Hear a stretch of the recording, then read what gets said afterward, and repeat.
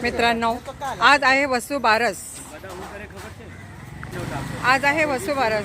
आज गायीची पूजा केली जाते आणि गायीच्या पोटामध्ये 33 कोटी देव असतात.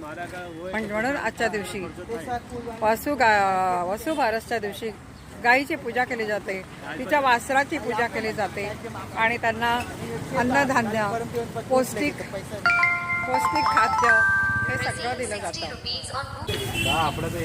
हे बघा, आजच्या दिवस हिरवगार गवत देत आहे मस्त. गोमातेची पूजा करून तिचे आशीर्वाद घेतले जातात. गोमाता ही पूजनीय आहे म्हणून तिची पूजा केली जाते, तिचे आशीर्वाद घेतले जातात. ही एक आपली माता आहे, ती आपल्याला दूध देते. तिच्यापासून अनेक खतं, तिच्या शेणापासून अनेक खतं आपल्याला मिळतात आणि त्यामुळे आपल्याला ती आपली माता आहे आणि या मातेचे आपण नित्य नियमित पूजन केले पाहिजे, हेच मी सर्वांना सांगते.